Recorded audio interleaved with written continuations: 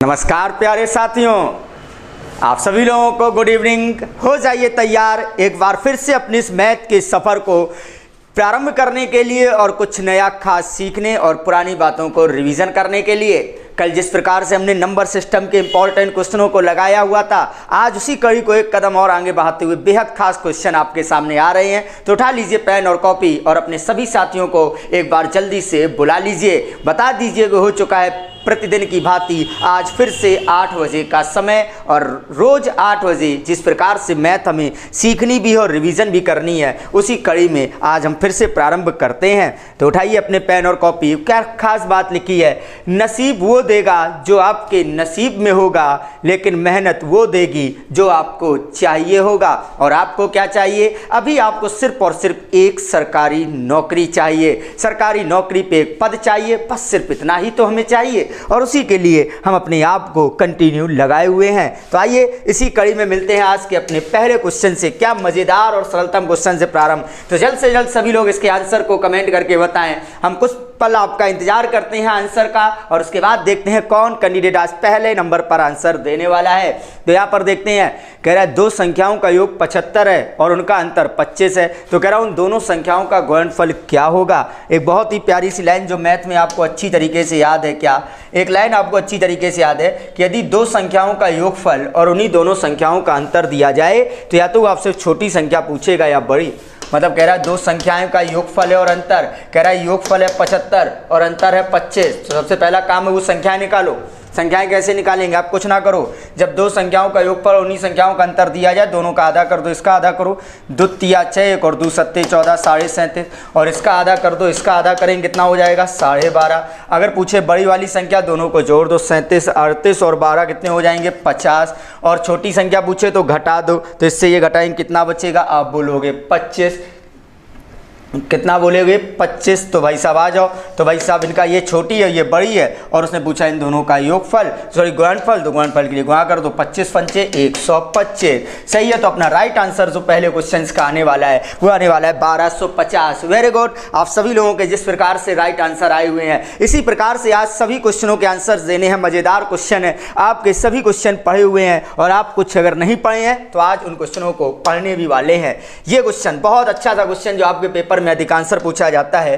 अब इस क्वेश्चन को या तो आप और लगा के बेसिक तरीके से लगा लें, और अगर आप चाहें तो इसे आप ऑप्शन बेस से भी लगा सकते हैं। तो क्या कह रहा है? कह रहा है 4 संख्याओं का योग 48 है। पहली संख्या में क्रमशः 5 और 1 जोड़ा जाए, और तीसरी और चौथी संख्या में 3 और 7 घटाया जाए, तो सभी संख्याएं समान हो जाती हैं। तो पूछ रहा बताओ वह संख्या क्या है? तो ऑप्शन से भी आप लगा सकते हो। कैसे? उसने बोला पहली और दूसरी में 5 और 1 जोड़ा जाए, तो 9 में 5 जोड़ेंगे हो जाएगा 14, और इसमें 1 जोड़ेंगे ये हो जाएंगे कितने? 8। ये तो भाई सब समान नहीं लग रही हैं, ठीक है, ये तो नहीं आ रही। दूसरे वाले में देखो 5 जोड़ो, तो 5 जोड़ेंगे तो ये हो जाएंगे 9। अच्छा, इसमें 5 जोड़ते हैं 10, इसमें 5, हाँ चौथे वाले में देखिएगा यहाँ पर हमें लग रहा है कुछ, तो 6 में 5 जोड़ेंगे कितना हो जाएगा? 11। 6 में 5 जोड़ेंगे 11। दूसरे वाले में 1 जोड़ना है तो 11। तीसरे वाले में कह रहा है 3 घटाओ, तो 14 में से 3 घटाएंगे 11। और चौथे वाले में कह रहा है 7 घटाओ 18। क्या बात है। तो हमारी सीधी नजरें पहुंची चौथे ऑप्शन पे, और इसका हमारा राइट आंसर जो आएगा वो राइट आंसर कितना आ जाएगा? 4। आशा करते हैं बात को आप ऑप्शन बेस से भी लगा सकते हैं, लेकिन आपने कहा नहीं हमें ऑप्शन से नहीं लगाना, हम तो बेसिक तरीके से लगाएंगे। तो बेसिक क्या होगा? तो 4 संख्याएं हैं, तो 4 संख्या कौन सी हमें नहीं पता। उसने मान ली A, B, C और D। कह रहा पहली संख्या में 5 जोड़ दो, जोड़ दिया। दूसरे में 1 जोड़ दो, जोड़ दिया। तीसरे में कह रहा है 3 घटा दो, तो घटा दिया 3। और चौथे में कह रहा है कि 7 घटा दो, घटा दिया। तो कह रहा है सब बराबर हो जाते हैं, यानी कि जो निकलेंगे सब बराबर हो गए। अब जब सब बराबर है तो मान किसका निकलेगा? तो मान निकालने के लिए सबके बराबर मान लिया x। तो देखो a + 5 बराबर भी x है, तो a बराबर हो जाएगा x - 5। b + 1 बराबर x है, तो b बराबर हो जाएगा x - 1। c - 3 बराबर x है, तो ये हो जाएगा x + 3, और ये हो जाएगा x + 7। तो देखो a का मान इतना, b का इतना, c का इतना, d का इतना, अगर इन सबको जोड़ दो तो भैया टोटल मान कितना दे रहा था? 48। भाई इससे सॉल्व करके हम x की वैल्यू निकाल सकते हैं। आशा करते हैं बात को आप बेहतर समझ रहे हैं और बात को आप बेहतर सीख भी रहे हैं। लेकिन इस क्वेश्चन को तो हम ऑप्शन क्वेश्चन पढ़िएगा क्या कहता है। कह रहा है 3 संख्याओं का योग 252 है। तो आ जाइए 3 संख्याएं हो गई, 1 2 3। कह रहा है पहली संख्या दूसरे की दुगनी है, तो दूसरी x है, तो पहली दुगनी कितनी हो जाएगी? सॉरी 3 गुनी है, तो 3 गुनी का मतलब 3x है। और कह रहा है कि तीसरी संख्या पहले की 2 तिहाई है, तो ये वाली संख्या इसकी 2 तिहाई है। तो 3x का अगर 2 तिहाई करोगे तो इससे कट जाएगा, तो ये कितनी हो जाएगी? 2x। यही तो होगा। तो ये पहली, ये दूसरी, ये तीसरी और इन तीनों संख्याओं का योग दे रहा है 252। तो आ जाओ इन तीनों संख्याओं को जोड़ लेते हैं। 3 और 1 4, 2 6, 6x बराबर हो जाएगा 252। तो 6 से भाग दे दो, 6 चौको 24 है, 6 चौको 24, एक बचा 6 दूनी 12। तो x बराबर हमारा सीधा सीधा जो आया वो x बराबर कितना आया 42। Very good. आशा करते हैं बात को आप बेहतर समझ रहे हैं और बात को आप बेहतर सीख भी रहे हैं। तो आइए इसी कड़ी में नेक्स्ट क्वेश्चन, भाग का क्या बात है आपको बताए। जिसमें भाग दिया जाता है उसे भाज्य कहते हैं और जिसका भाग दिया जाता है उसे भाजक कहते हैं। और बचपन की वो तो पुरानी लाइन हमें याद आती है क्या, कि भाज्य बराबर होता है भाजक गुणे भागफल प्लस शेषफल। क्या कहता है वो थोड़ा सा क्वेश्चन अपनी भाषा में बना लेते हैं। कह रहा भाग के एक प्रश्न में भाजक भागफल से 10 गुना है और कह रहा तथा शेषफल से 5 गुना है। अच्छी बात है। कह रहा यदि शेषफल 46 हो, तो अगर शेषफल 46 है तो उसका ये 5 गुना, तो 46 का 5 गुना कितना होगा 230। और कह रहा है कि जो भाजक है वो भागफल का 10 गुना है। कह रहा है 230 किसी का 10 गुना है। बताओ 230 किसका 10 गुना है? आप बोलोगे 23 का। बताइए यहाँ तक किसी कोई परेशानी? तो आपको पता है भाज्य बराबर क्या होता है। भाज्य बराबर हमें पता है, भाज्य बराबर भाजक गुणे भागफल प्लस शेषफल। तो भैया 23 गुणे 23 529 यानी कि 5290 प्लस 46 और इनको जब जोड़ेंगे तो अपना आंसर कितना आएगा 5336। बेहतरीन, मजेदार, क्या बात है। आपके आंसर हमसे भी पहले आ रहे हैं, जो अपने आप में ये साबित करते हैं कि आपकी तैयारी उस हद की सफर में बढ़ चुकी है जिस सफर का हमें इंतजार था, जिस नॉलेज की हमें जरूरत है उस नॉलेज की तरफ हम आगे बढ़ रहे हैं। क्या बात है। एक और बेहतरीन क्वेश्चन, एक सरलतम क्वेश्चन है। उसे बोला उस 2 अंकी अभाज्य लिखा है, यहाँ पर अभाज्य मानना, उस 2 अंकी अभाज्य हम लिख दे रहे हैं अभाज्य यानी प्राइम नंबर। कह रहा उस 2 अंकी अभाज्य संख्या जिसके इकाई और दाही के स्थानों की संख्याएं बराबर हों तो उस अंकों का योग क्या होगा। आप ऐसी अभाज्य संख्या सोचो जिसके इकाई और दाही के अंक बराबर होते हैं। सोचो वो संख्या कौन सी है, वो संख्या सोचो जिसके इकाई और दाही के अंक बराबर है। वो ऐसी कौन सी अभाज्य संख्या है? तो आपके दिमाग में आएगा वो अभाज्य संख्या भाई साहब 11 है। 11 की इकाई और दाही के दोनों अंक बराबर होते हैं और इसके अलावा ऐसी कोई संख्या नहीं है। यहाँ से एक नया क्वेश्चन और बन गया कि ऐसी एकमात्र ऐसी कौन सी अभाज्य संख्या है जिसके दोनों अंक समान होते हैं। तो वो अभाज्य संख्या कौन सी है? 11। और उसने बोला इसके अंकों का योग, तो 11 के अंकों का योग कितना हो जाएगा 2। बेहतरीन, मजेदार, क्या शानदार क्वेश्चन आपके सामने आया। तो इसी शानदार क्वेश्चनों को और आगे बढ़ाते रहे और ये आ गया 9 से विभाज्यता का नियम। यहाँ पर x से लिखा है, ये x है, x का मतलब फिल इन द ब्लैंक्स, ये फिल इन द ब्लैंक्स है। उसने बोला है 6 8 7, ये x का मतलब फिल इन द ब्लैंक्स। 2 9, भाजक 9 से विभाज्य है तो 2x का मान क्या होगा। 9 की विभाज्यता का नियम हमें पता है। 9 के विभाज्यता का नियम होता है कि दी गई संख्या के अंकों के योगफल में यदि 9 का भाग चला जाए तो उस पूरी संख्या में 9 का भाग चला जाता है। या तो उन सबको हम जोड़ते हैं और अगर जोड़ना ना हो तो एक काम करो, उन अंकों को काटो जो 9 से कट रहे हैं। जैसे ये 9 कट गया, 7 2 9 ये कट गया, तुम्हारे साथ के पास कितना बचा 8 6 14। तो 14 प्लस अभी ये x है बटे 9 से भाग देना है। तो 14 में तो 9 का भाग नहीं जाता है। हम बोले 14 के बाद किस में जाता है? आप बोलोगे 18 में। तो 14 को 18 बनाने के लिए कितने कम पड़ रहे हैं? आप बोलोगे 4 कम पड़ रहे। तो भैया जितने कम पड़ रहे उतने यहाँ धर दो, तो अपना आंसर जो आएगा वो आंसर कितना हो जाएगा 4।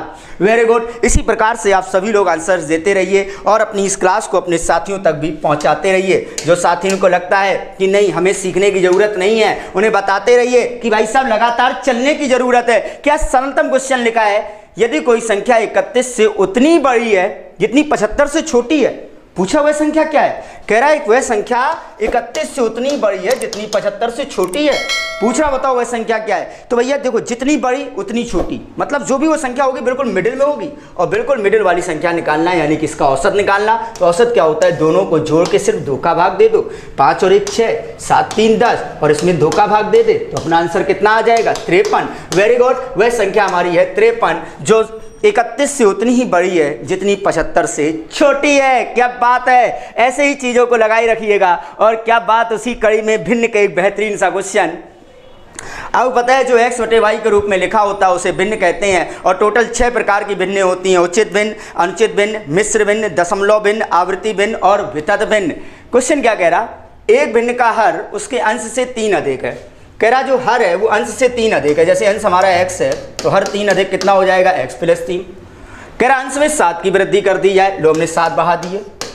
और कह रहा हर में 2 की कमी कर दी जाए, लो 2 कम कर दिए। तो परिणाम कह रहा 2 प्राप्त होता है। 2 लिखो या 2 बटे 1।